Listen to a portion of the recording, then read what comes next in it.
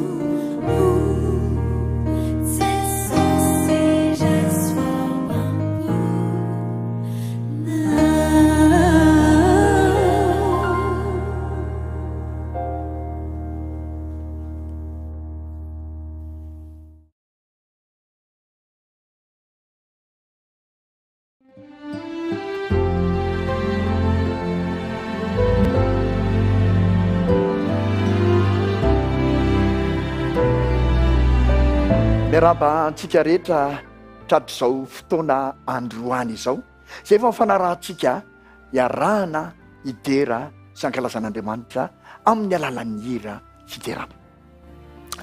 Falo fo ary ravolavo mihitsy ny saina manolotra izany arahaba izany anareo ary indrindra manolotra ny fiadanan'ny tompo sy manonona izany fiadanan'ny tompo ao atokantraninareo tsirairay avy ao. Tena zava-dehibe mihitsy ny fiarahantsika androany satria araka ny efa hitanareo tamin'ireny publication nalefa ny eto amin'ny Facebook ireny dia ny vahintsika androany dia Andri Toubi-Ben. Concert ray manontolo niarahany amintsika tamin'ity androany ity. Eto anefany dia manolotra fialan-tsiny manokana izay ho an'ny Andri Toubi-Ben zay efa nampita-dranomasina ankehitriny. Sy ho anareo mpanatrika rehetra, ianareo nasaina rehetra anaraka an'izao fandarana izao. Amin'ny mahavafetratsika dia tsy azontsika an-tsaina mihitsy ny zavatra mitranga rehefa avy eo. Ora roa fotsiny alohan'izao fotoana iarahantsika eto izao dia tena nisy zavatra tsy nampozina ny tranga ara-teknika. Tena tsy azo no raisina ny ankabeazan'ireo hira izay nataon'ny Andri Toubi-Ben niaraka taminay. Ary nanao ny ezaka rehetra ireo namana teknisianina dia ny telo ihany no azo alefa ao antsika amin'ity androany ity. Teny alatsiny mihitsy zany amin'ny Andri Toubi-Ben ary alatsiny aminareo izay tena mazatra sy efa manaraka n'ity fandaran'ity ary nanomboka nanaraka n'ity fandaran'ity. Telo no azo no raisina tamin'ireo hira maro izay nataony vokatry ny tsy fihetezana ara-teknika sy ny fahasimbana ara-teknika. Mino izay fa na telo izany ihany aza dia ampy hanomezany Andri Toubi-Ben na voninahitra an'Andriamanitra ary ahafahantsika mianakavy midera azy amin'ity androany ity. Dia vokatry izay hira telo izay dia nanampy antoko-pihira avy any ampitan-dranomasina ihany koa izahay amin'ity androany ity hanampy ny hiran'ny Andri Toubi-Ben. Dia ny chorale avy eo amin'ny fiangonantsika FMC ao Frantsa. Ireo chorale ireo dia efa niaraka tamintsika ihany. Dia eto amin'ity fandarana ity efa 2 taona lasa izay. Ary rehefa nanome toky ihany koa fa ho avy eto koa hiaraka amintsika amin'ity fandarana ity. Dia izy ireo no hiaraka amintsika androany. Tena isaorana ianareo mahatsapa izany fitaintainana atao anatinay izany ary mahatsapa fa tena nanao niezaka ireo teknisianina. Izay isaorako manokana eto. Misy 5 rahalahy izy miaraka amiko manatanteraka izao fandarana izao miezaka andreo manalina. Fa teo amin'ny lafin'ny teknika izay tsy azo anoharana no nahatonga izany ka dia ho an'Andriamanitra ny voninahitra amin'ny zavatra rehetra. Ary ho antsika kosa ny fifaliana amin'ny fanompoana sy ny fiderana azy isan'andro isan'andro. Tsy tazana anareo ela ary izay fa ndesika hiaraka amin'ny Andri Toubi-Ben amin'ity tapany voalohany ity dia amin'ny tapany faharoa kosa miarahantsika amin'ny chorale FMC avy ao a Frantsa ao a Paris. Dahoary.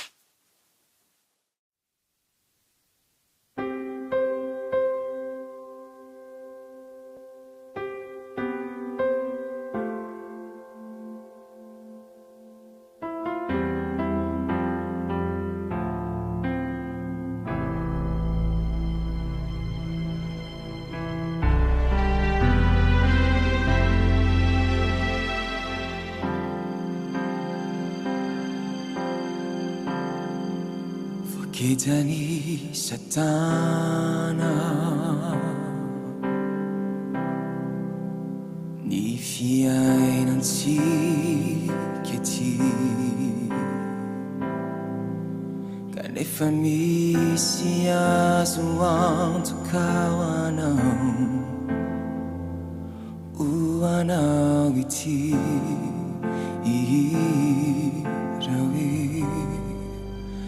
Jesu mato anauri Teu minha sira Dituru ubisuluvu nanau izi Nanananau tamya izimbi Kadi Tisoyanamnu Natu izawai Tisoyanamnu Napadisai Efala Nanti aku hidup telinau Degi jua fanat sagana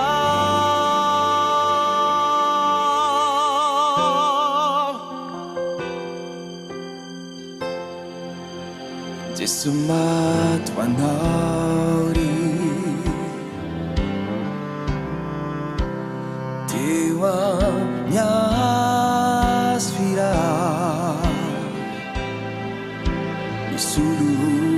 Bisuluvu nanawizi Nanalanau tamnyai zimbi Kade Tesoyanamu Natu izawai Tesoyanamu Napa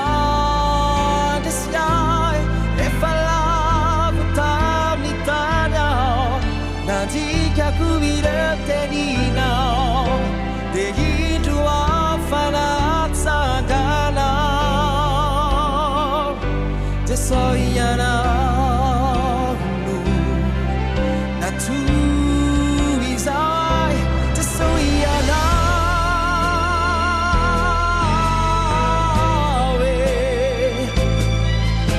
Eva la vutam nitanya Nadi aku hidup telinau Degi dua fanat sagana Tesoyana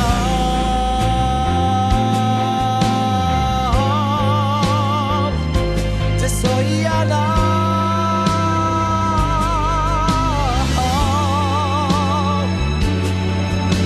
Eva la vutam nitanya Nadi aku hidup telinau Degi dua fanat sagana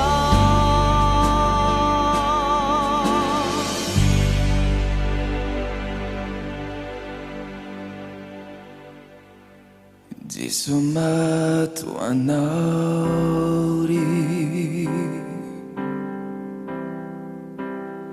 Tiwamnya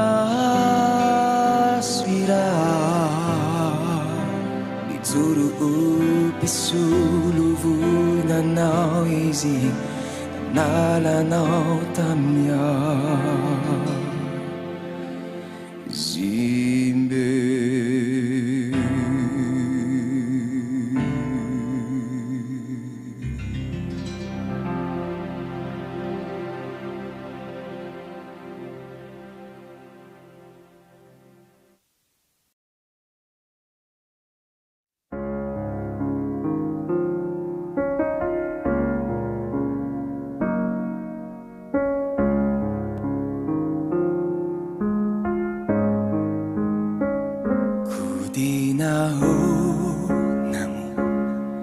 Numitanu dikyatu izau reyanau Kakivi sanifunau Tititsuni nyazwatau Nyadiriritaminira fava luveyanau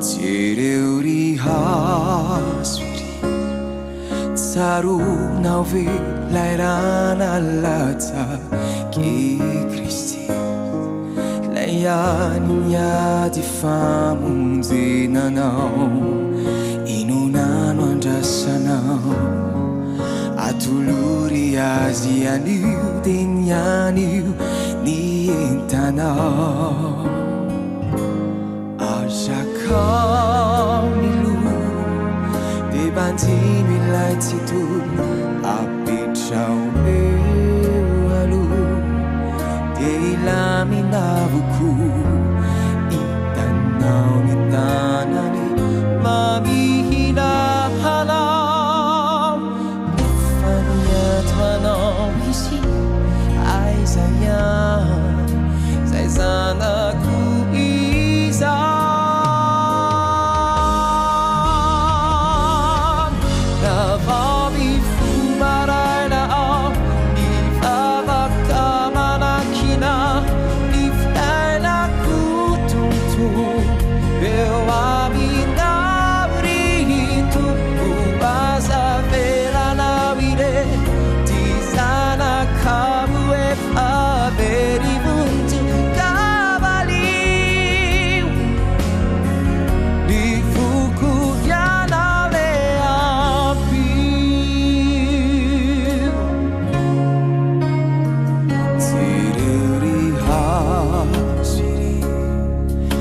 Taru na vilera na lazza chi Cristi Enya di famunzina na inunano adasana atuluri aziani temiani ientana Atrakamilu de banzini lazitu apechawe waru de laminavuku itanoni tanani mamihila hala efaniatwana bisi aizanya zaizana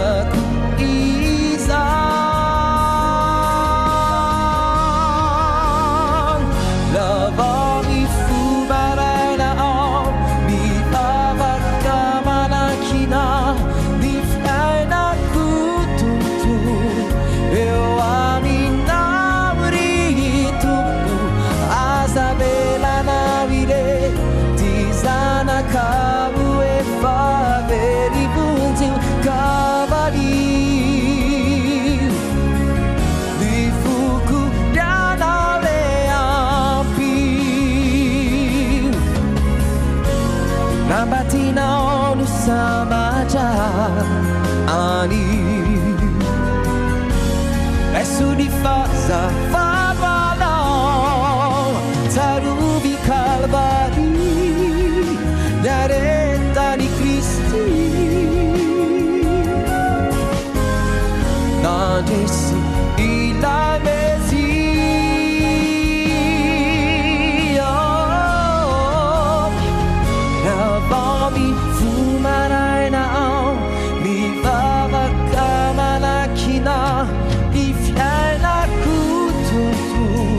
Eu amina abri tupu Azabela na wire Dizana karu e faveri bunzil Cavaliu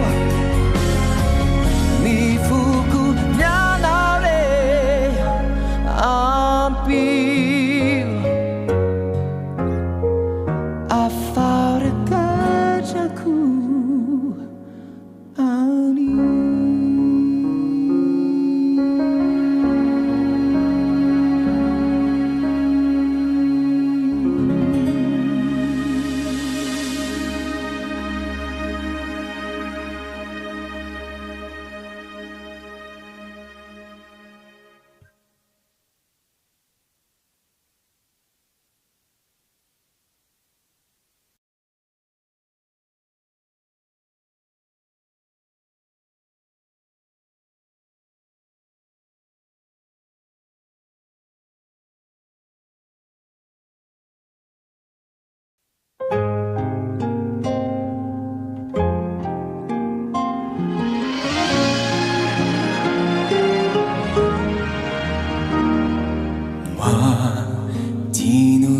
Dinukiwavuku ni rajitalu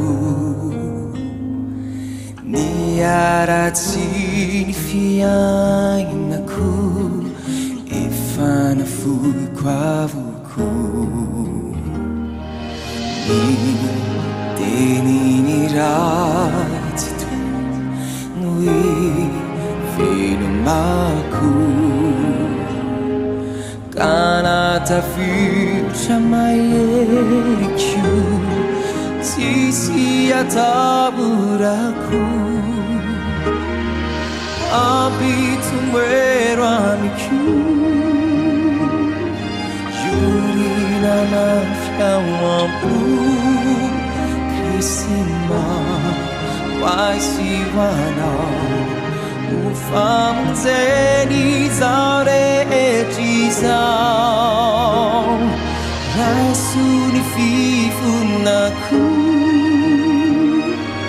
Enuntaranaku Krisila anafaka Kude ajesia famalanana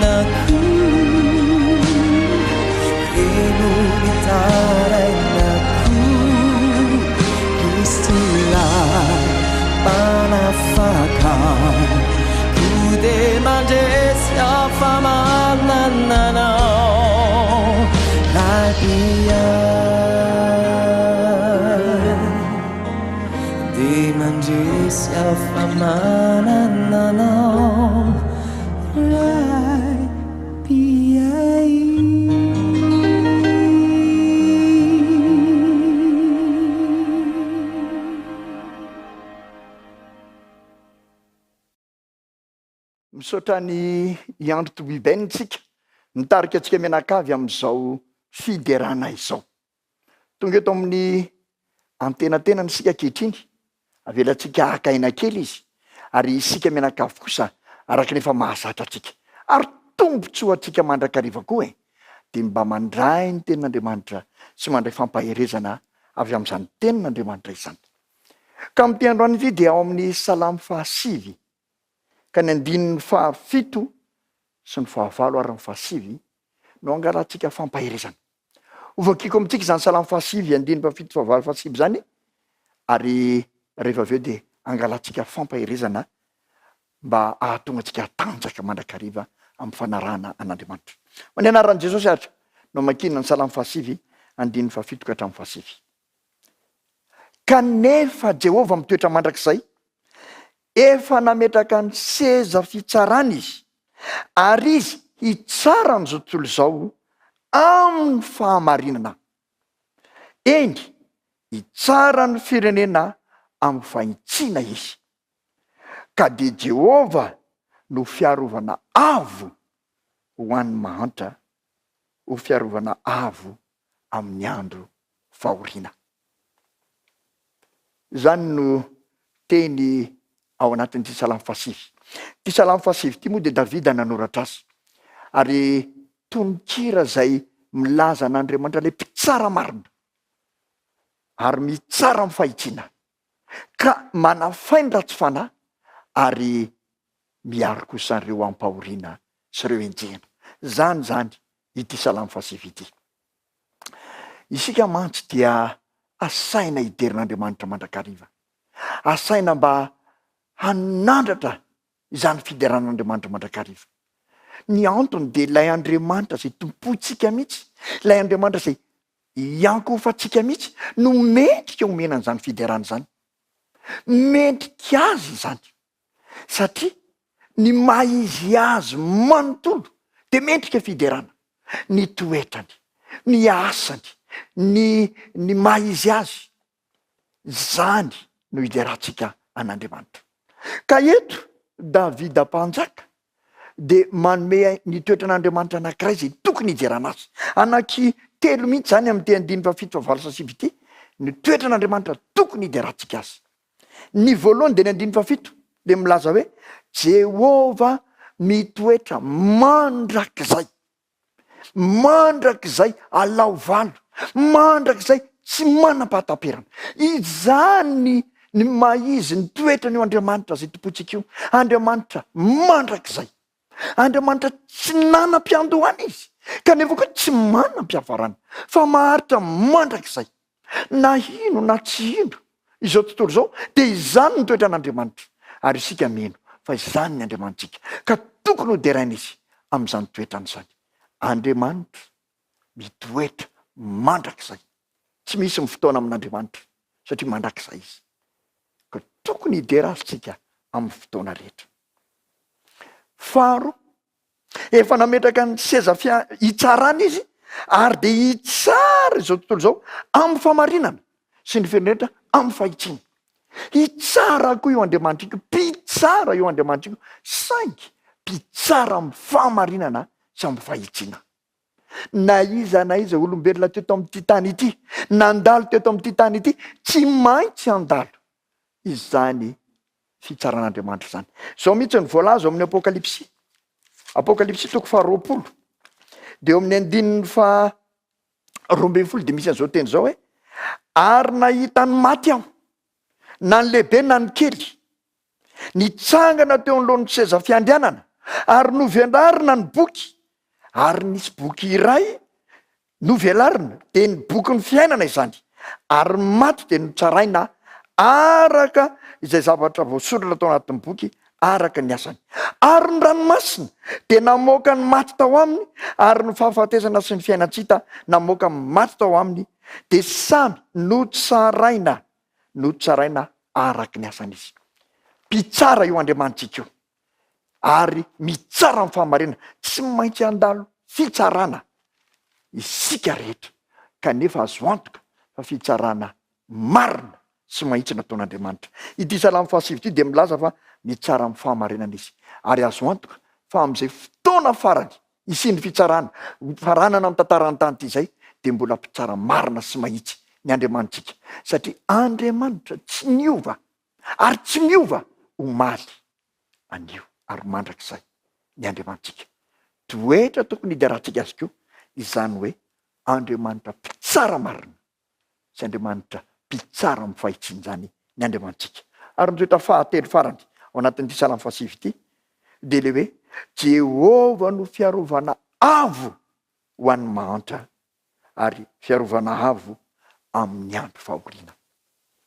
Tena manekena hiderin'Andriamanitra, fa izany koa ny Andriamanitsika, tsy hoe mitoetra mandrakizay fotsiny de miedinedina de misea fiandrianana, tsy hoe mpitsara fotsiny de mitsara zay tiany atao, fa nilazaintsika teo fa mitoetra mandrakizay izy ary mitsara marina sy mahitsy. Fa ambonin'izany koa de fiarovana avo, fiarovana ho an'ny mahantra sy amin'ny andro mahaory izy.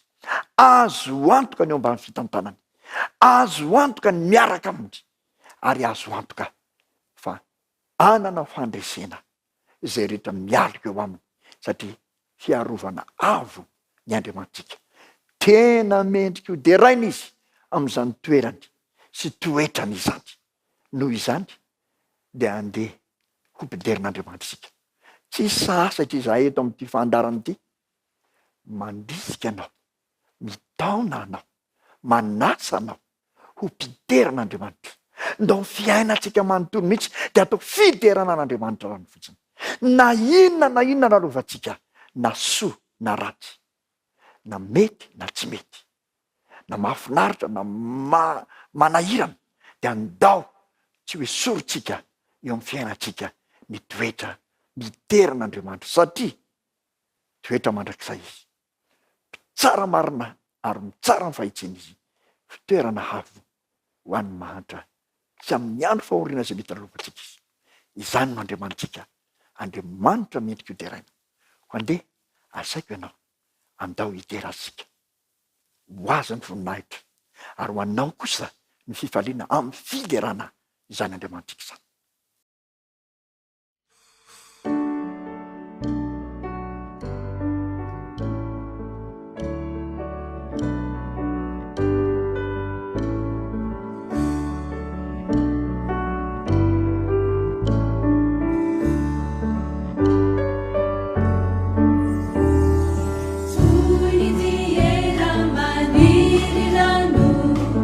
Awanu ni tumbuo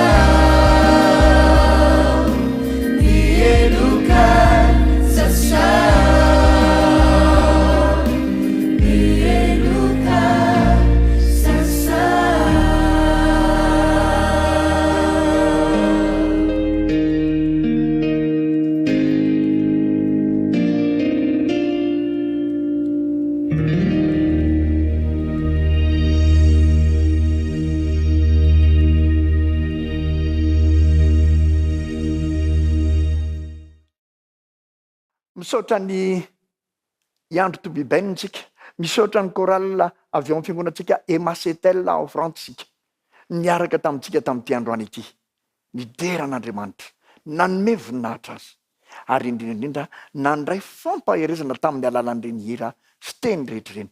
Isaorantsika koa Andriamanitra satria rantantainy zahay oraro talona nomboan'ity fotoana ity, nitady ny hevitra rehetra ahoana no atao satria ny olo efa vonona, dia niditra tsehatra Andriamanitra, namaly mivavaka nasandratra Andriamanitra, dia azo natao ihany ny nandefa ny fandarantsika ary nahafahantsika menakavy niaraka teto. Isaorana be dehibe koa ianao, nahatsapa fa tena niady mafy zay taty ary nankasitraka anay amin'izao fandaran'izao. Atia mpamarana anary dia tiana indray ny hanolotra ny teny avy amin'ny soratra masina, hampahery anao hoentinao mamakivaky ny herinandro. Ny teny izay omenanao amin'ity androany ity dia amin'ny Salamo 7:20 ka ny 5:20. Salamo 7:20, 5:20. Mivaky toy izao zany amin'ny anaran'i Jesosy. Miandrasa an' Jehovah ianao, matoky, ary aoka hahery ny fonao. Eny, miandrasa an' Jehovah ianao. Zany no tenin'Andriamanitra izay omenanao, hampahery anao, entinao mamakivaky ny herinandro izay ho sokafan'Andriamanitra eo anoloanao indray. Dia ametraka ny velomandray ary tompoko. Kanefa izao, manome fotoana anao. Raha sitrapon'Andriamanitra amin'ny herinandro toy izao, dia tafaverina indray isika, tafahoana eto indray isika, hiaraka hitera samy voninahitra an'io Andriamanitra izay iankofantsika sy tompontsika. Mametraka ny veloma ary tompoko antsika rehetra amin'ny herinandro toy izao, raha sitrapon'Andriamanitra. Veloma tompoko.